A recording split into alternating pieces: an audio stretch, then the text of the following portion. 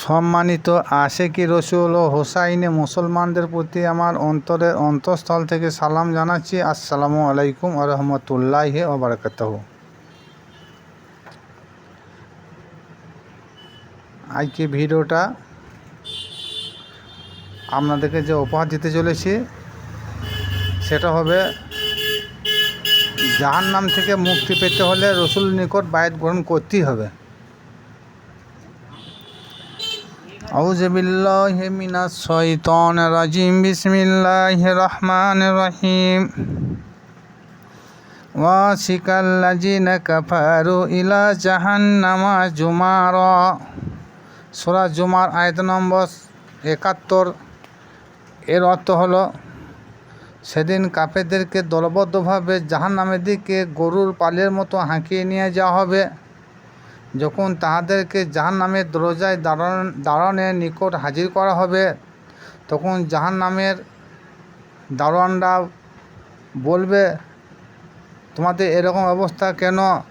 তোমাদের মধ্যে হতে তোমাদের নিকট কি কোনো দিন তোমাদের রসুল আসে নাই, যারা তোমাদের নিকট আল্লাহর কিতাব বর্ণনা করত? তারা তখন বলবে, হ্যাঁ, আমাদের নিকট এসেছিল রসুল, কিন্তু সে কথায় কোনো কর্ণপাত করি নাই, তাদের কথা মানতে চাই নাই।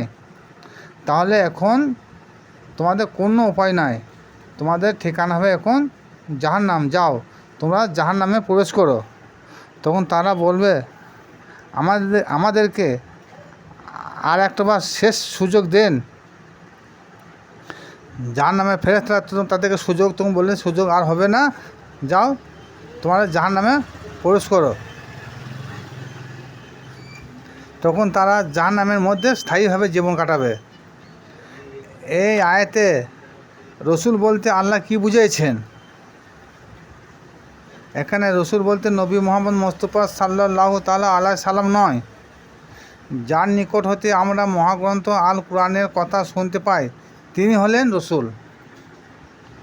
রসুল আরবি শব্দ, যার বাংলা অর্থ হলো আল্লাহর বার্তাবাহক বা প্রেরিত দূত। কেউ যদি ভাবে যে এখানে নবী রসুলের কথা বলেছেন, তাহলে জানবো আয়াতের ভুল ব্যাখ্যা করছে। কারণ হুজুর পাক সাল্লাল্লাহু তাআলা আলাইহি সাল্লাম এখন তো আমাদের সম্মুখে নাই। তাহলে রসুল হয়ে কে আমাদের নিকট এসে আল্লাহর কিতাবকে সত্যায়ন করবে? তিনি তো মক্কা মদিনার জমিনে শুয়ে ইয়া হাবলি উম্মতি করছেন। এখানে যে রসুলের কথা আল্লাহ বলেছেন, সেটা কি সমগ্র মুসলিম জাতির জন্য, না সমগ্র মানব জাতির জন্য? যদি মুসলিম জাতির জন্য রসুল প্রেরণ করে থাকেন, তাহলে হাসরের মাঠে কি মুসলিম জাতির হিসাব হবে, না সমগ্র মানব জাতির হিসাব হবে? হাসরের মাঠে সমগ্র মানব জাতির হিসাব হবে। কারণ ইহুদি, খ্রিস্টান, বৌদ্ধ, শিখ, জৈন, হিন্দু সকল জাতিকে হাসরের মাঠে জবাবদিহি করতেই হবে একদিন। তাহলে তাদের রসুল কে হবে? প্রত্যেক জাতির ধর্ম যাজকরাই হলো তাদের রসুল। বিশ্বে যত জাত আছে, যত ধর্ম আছে, প্রত্যেক জাতের প্রত্যেক ধর্মে একটা রসুল আছে। তাদের যিনি ধর্মযাজক, তিনাদের কাছে রসুল নামে পরিচিত। আল্লাহ বলেন, প্রত্যেক জাতির তাদের ভাষার উপর আমি একটা করি তাদের কাছে রসুল প্রেরণ করে থাকি। আমাদের ভাষা হলো বাংলা, তাহলে বাংলা ভাষার রসুল কী হবে? চিন্তার বিষয়। আমাদের যিনি মুর্শিদ, তিনি আমাদের রসুল। সূরা ইব্রাহিম আয়াত নম্বর 4। আবার অন্যত্রে আল্লাহ বলেন যে এমন কোনো জনগোষ্ঠী নাই যে তার নিকট আমি রসুল না পাঠিয়ে তার হিসাব নিকাশ নেব। সূরা বানী ইসরাইল আয়াত নম্বর 15। এরপরে সূরা ইউনুস আয়াত নম্বর 47। এই আয়াতে মহান আল্লাহ পাক রব্বুল আলামিন বলেন, আমি প্রতিটি উম্মতের জন্য একটা করে রসুল প্রেরণ করে থাকি। দেখুন, প্রতিটি উম্মতের জন্যে তাহলে যত উম্মত ততই রসুল থাকার প্রয়োজন। এরপর সূরা নিসা আয়াত নম্বর 64।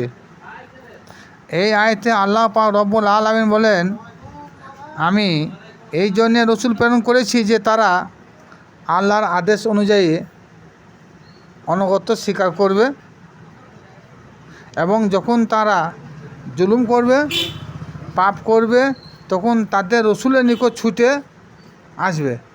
রসুল তখন তাদের জন্য আল্লাহর কাছে তওবা করবে।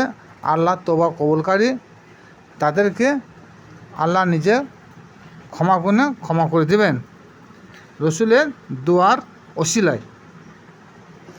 এরপরে সূরা বানী ইসরাইল আয়াত নম্বর 60। এখানে আল্লাহ কি বলছেন? বিসমিল্লাহির রহমানির রহিম। ইন্না রাব্বাকা আহাত্তা বিন্নাস। অর্থ, নিশ্চয়ই তোমাদের রব মানব রূপেই বিরাজমান। আমাদের যিনি রব, আমাদের যিনি প্রতিপালক, তিনি সর্ব অবস্থায় মানব রূপেই বিরাজমান। সুতরাং মানুষকে সিজদা করলে সে সিজদা আল্লাহ পাক রব্বুল আলামিন তিনি মালিক হবেন। বর্তমান যদি কেউ আদম কাবায় সিজদা না করে, তাহলে পরকালে সে কখনো আল্লাহকে সিজদা দিতে পারবে না।